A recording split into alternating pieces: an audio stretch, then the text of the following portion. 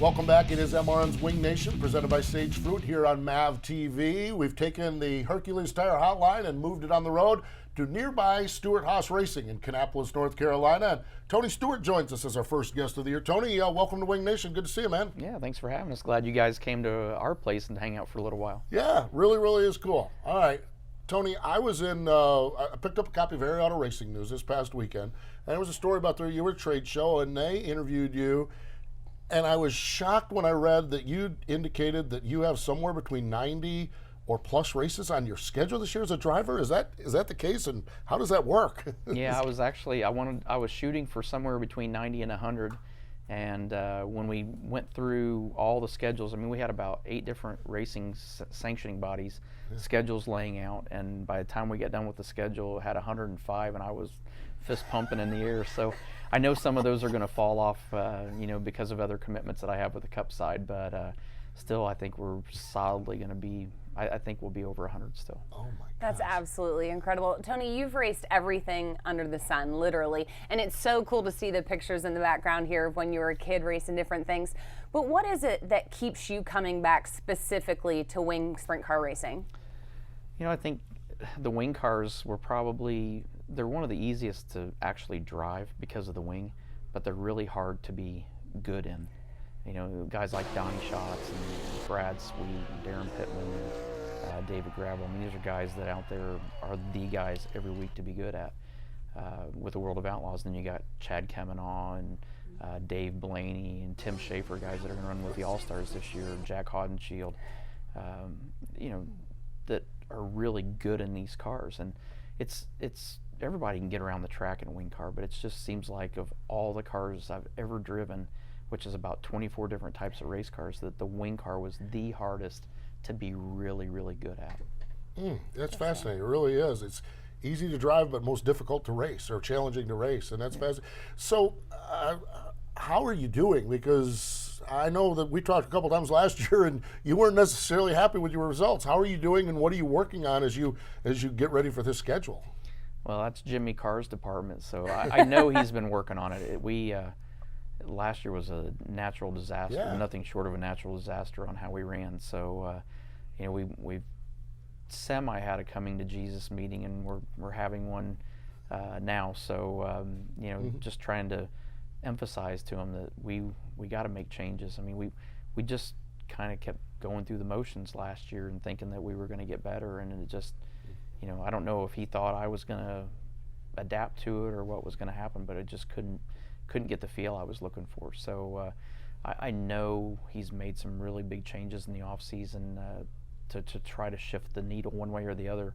Even if it makes it worse, it's at least we're moving the needle. So that's a big deal right now. So, but I'm excited. I think there's a lot of good things that he's done over the winter that are going to make us better, and it's just the constant search, like everybody else is trying to find the balance. Without giving away secrets, so to speak, if you would tell our new, maybe to dirt listeners or viewers, I guess it is, how you have somebody like Donnie Schatz, who's running the same stuff you are, who is winning everything under the sun every single week, and then you're out here struggling week to week. I mean, how frustrating is that as an owner, as a driver, but ultimately at the end of the day, just getting all the pieces together to make it right? Yeah, and it is frustrating because of that fact. I mean, you hit the nail on the head. It's really hard when you go back to the shop and you're like, literally, the cars are 20 feet away from each other. Donnie's cars are on one side of the aisle and ours are on the other side, and it's like these guys pretty much got it going on over there. We're struggling, but it's 2 different crew chiefs. It's 2 different, they've always had 2 different approaches and 2 different packages that they ran, and we kind of were under the philosophy that, I mean, we don't even run the same motors.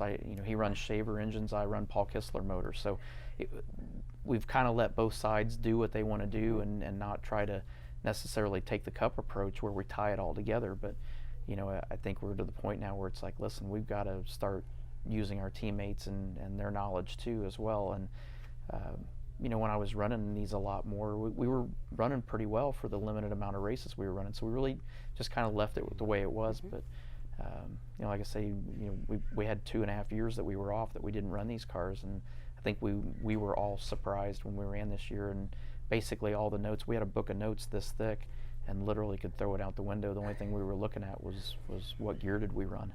Wow. Other than that, the rest of it just was basically thrown out the window. And Gosh. you know, we were like, tires had to change, something had to change. Yeah. And the tire guy says nothing changed, but everybody else thinks the tires changed too. So you know, but regardless of what it was, I mean, whatever the variable is, we still have to figure out how to adjust to it. And you know, that's part of the reason why we're running over 100 races this year. I mean, if you're racing against guys that are running 70 to 90 races a year, they're learning every night they're at the racetrack. So for us to get caught up, we have to race as much, if not more, than they are. Makes total sense. It really does, and we'll see what the tire story last year. Yes. Boy, we heard that all across the country. That's for sure. We'll see what happens. Hey, we need to step away, but stay with us. More with Tony Stewart in just a moment.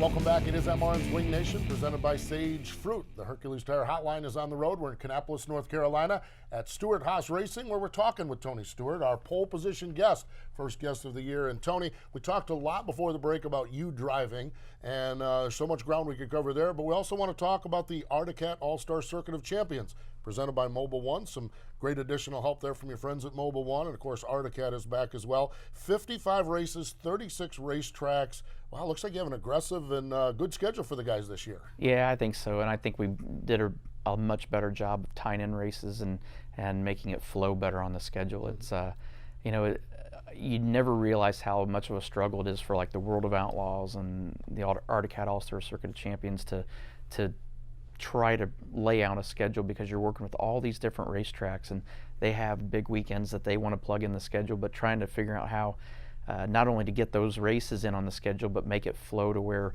you know, you're doing a New York swing or a Wisconsin swing or Ohio swing. So trying to make the schedule flow is a pretty big challenge. So I'm glad I'm not the person that does that. But when I sit in the meetings and I hear there's problems with trying to tie races, and it makes me go, man, I'm glad you're pulling your hair out and I'm not pulling mine out trying to figure it out. We talk about you racing all kinds of things, but you've really done a lot of things in your lifetime. You own a cup team. We're talking about the All-Star Circuit of Champions. Goodness gracious, there. You've owned racetracks across the country.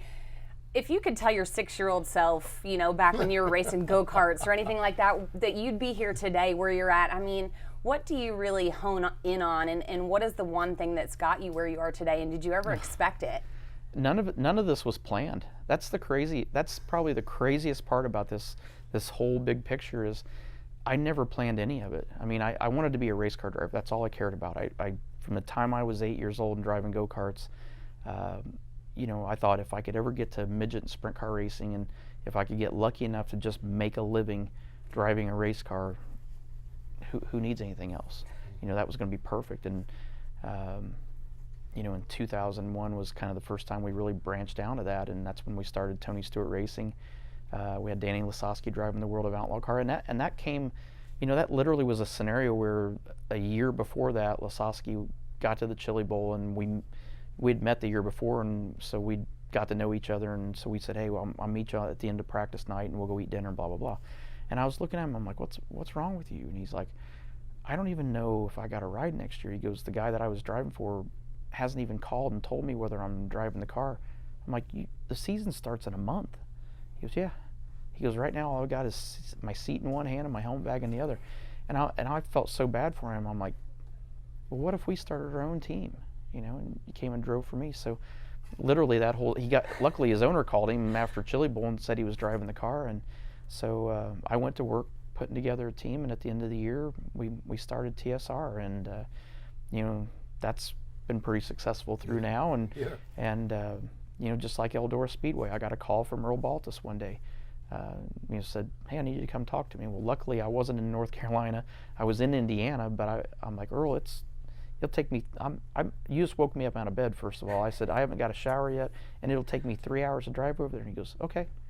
So he fully intended for me to get out of bed, get a shower, and drive 3 hours straight to Ohio. So, and I did. I went and met with him, and you know, that's when he talked to me about buying Eldora from him, and none of it was part of a master plan. It's just circumstances that came along at the right time that made sense for what we were doing, and you know, it's all been a part of a ginormous portfolio of racing at the end of the day. One of the things I found interesting about this year's schedule is a trip to Jackson, Minnesota. So we love Jackson. We get a chance to go up there, and then Knoxville. How important is it to get the All-Stars racing at Knoxville? I think it's important, not necessarily for the All-Stars, but for our members, for our drivers and teams, because not all of our teams go to the Nationals, but the teams that do, they don't have the opportunity to go out there and race before the Knoxville Nationals. So this is literally 2 weeks before the Knoxville Nationals. It worked out really good that we got with Kendra and we're able to sit there and put a schedule together to get us out that far west to run for a weekend. I love it. If you're going to take a long road trip, Knoxville's not a bad spot to be, right? Yeah, I kind Pretty good little spot. I think last year, if I'm not mistaken, that was between the 360 Nationals and 410 Nationals, that was the most I stayed in one location for that many consecutive days. True, yeah. I think we were there 11 days total, and that was the longest I stayed in one location for the entire year. So Knoxville was the leader in that category. But you know, that was another scenario. You know, like you mentioned, you know, the All-Stars weren't a part of a master plan either. Danny Smith called me and said, hey, you know, could we get a race at Eldora? And I said, yeah, I don't know. I mean, we've already committed to the All-Stars, and you know, that conversation went down the road, and literally an hour later I made a phone call that really sparked another phone call that within 2 hours we were putting together. From the time Danny called me, 2 hours later we were starting to work on putting this whole thing back together as one group and taking the All-Stars over.